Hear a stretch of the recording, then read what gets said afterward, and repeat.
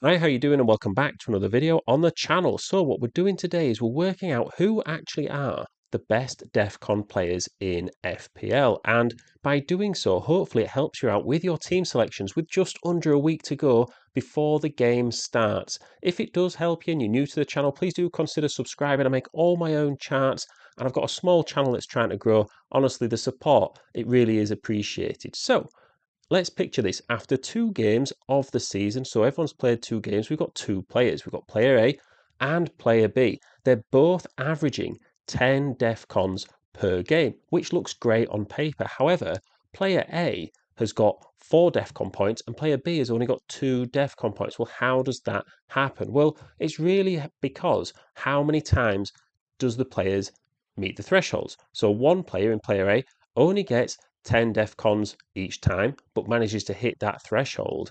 And then player B gets 8 and 12, so actually has a higher ceiling for DEFCON. But once you get past that 10 DEFCON mark, it doesn't really matter how many more DEFCONs they get. If anything, they're just inflating their averages. What you want are the players defensively who are going to hit that threshold the most times. And then after that point, we don't really care how many they get.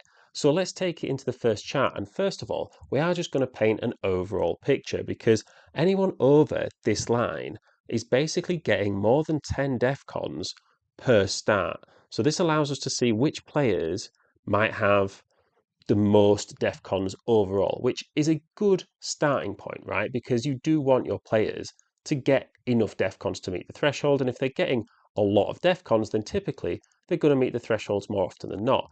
Basically, anyone over this line is a good starting point. Now, players that we're looking at sort of here, like Hill and Ballard, are really good for efficiency because they started less games, but they have still got a good amount of DEFCONs for the games that they started. And therefore, if you think that they're going to get an increased role this season, they probably will shoot up the charts and get more DEFCON points as a result. You know, Hill kind of just played the second half of last season. Dan Ballard played about 24 games, I think, last season, or started about 23 or 24. So they're the sort of value players that we can pick up on combining data with our football knowledge. Now, these players up at the top are probably the players you're looking at the most. They have the most DEFCONs overall. However, we can see by the price point that they are also really expensive. So let's take a look at this area here. And these are the players that are just missing out on that 10 DEFCON average. And when you're considering them for your team, you're maybe thinking, oh, they're not very good. But let's take a player that gets, I don't know, in a 5-game sample size, they get 10 DEFCONs 4 times. But then the other game, they get 2 DEFCONs. Well, their average would be under 10, wouldn't it? However, they'd end up with DEFCON points 4 out of the 5 times, and therefore could be a pretty good option. You know, you look at someone like an Aya there at the bottom, just missing out on that 10 DEFCONs, but we know that Vandenberg is likely injured to start the season. Aya could be a really good player to get in the short term, someone who nearly averages 10 DEFCONs per game and could also do pretty well for those DEFCON points. Now, this takes us onto the actual threshold. So, how many game weeks last season did a player hit that 10 DEFCON mark? Well, anyone in this rectangle here got it more than 10 or more times, right? So they hit the DEFCON 10 or more times and would therefore basically you double this to get their DEFCON points. So someone who gets the threshold 10 times is getting 20 DEFCON points and so on and so on. So we can see Senesi, Tarkowski, Lacroix at the top. Nothing surprising there really. Feel free to pause the video at any point though to kind of look at the scale of these players, and you know, maybe you can find a budget player in there. This chart specifically is quite difficult to do that because it's all quite closed in, but hopefully it does give you an idea of the players who actually hit that threshold, and does take us onto our next chart where we're combining between total DEFCON actions and the number of game weeks they actually achieved 10 DEFCONs. So it's essentially telling us who is the most efficient with their DEFCON. So anyone at the same level but further right to the chart is better. So we can see someone like a Danso has kind of separated from the group because he had, you know, quite a low amount of defensive actions overall, just under 200, but got about 13 games where he hit the threshold. So he's really efficient at getting DEFCON. Of course, he's not a realistic player because we know that Spurs have got a lot of new defenders right now. But we can see, as an example, again, someone like a Ballard and a Hill. You look at the players to the left of them, Mukiele, Vandenberg, even a Gabriel, Chalobah, they're all kind of getting the same amount of DEFCONs. However, Ballard and Hill managed to get that threshold more often than not. And if you owned them, you'd have got more DEFCON points as a result. We can also see, say, a comparison here where in the other chart, Tarkowski and Lacroix were quite close to Virgil van Dijk. We can see Van Dijk is here, and they've pretty much got the same total defensive actions. However, there's a bit of a gap between the amount of times they actually got the 10 threshold.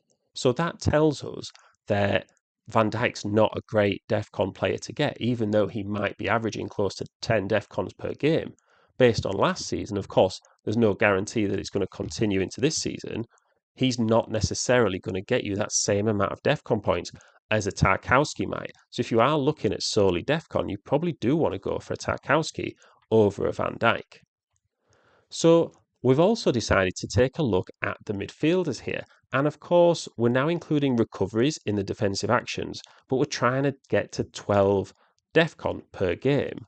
So the line looks something like this, give or take. And it's the same sort of chart as we had with the defenders to start with, total defensive actions versus starts. And you could just see the sheer bulk of DEFCONs that players are getting. And I thought this is a useful place to start again. We can see Anderson, Ampadu, Garner, pretty good in terms of total DEFCONs. But of course, we also have players lower down the line who maybe might have an increased role.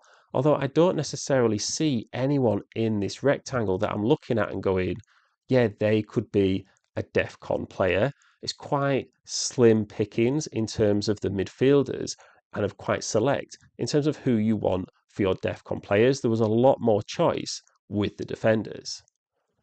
So when we take a look at this space underneath the line, again, like the defenders, you might want to pick out some players that give or take are close to averaging 12 DEFCON per game. That's quite a lot for midfielders. You can see Enzo Lefebvre towards the top, even Szoboszlai just outside of it. But players like that, you also need to bear in mind what position they were actually playing in when they got their DEFCON. We know that Szoboszlai played right back quite a lot last season and therefore had his DEFCON bumped up as a result. So again, we're looking at who actually got the threshold the most. So these are the players who got it 5 or more times last season. We can see these players are the ones who got it, give or take, 8, 9, 10 plus game weeks. And compared to the defenders, there's a lot smaller sample size to pick from, and they actually hit the threshold a lot less. And that tells us that recoveries added in doesn't really help the midfielders. That gap between 10 and 12 DEFCONs for defenders to midfielders is actually a lot bigger than just adding in recoveries can bridge. So we can see at the top again, Anderson, Ampadu, Garner, Scott, that kind of checks out, right? They were the ones getting the most DEFCON totals. So it's interesting to see that they actually turn it into points as well. So we can see on the final chart here, we've got total defensive actions versus the number of times they've actually hit the DEFCON. And we can see at the top, we've got Elliot Anderson, who pretty much is head and shoulders above everybody else. And of course, the most efficient DEFCON midfielders are those ones further to the right. So anyone who's got like Ampadu, Garner, they're pretty good, and there's no one really level with them either. Like we saw in the defender chart with Van Dijk and Tarkowski, they were similar for total DEFCONs. In midfield, as we said earlier, there's just less to choose from, and there's not anyone who's maybe underperforming. I think anyone in this rectangle here, you probably might as well just avoid. I think Rice, Caicedo, maybe Alex Scott as well. I'm not too sure on Matheus Fernandez's positions for Spurs this season and whether that's going to translate over.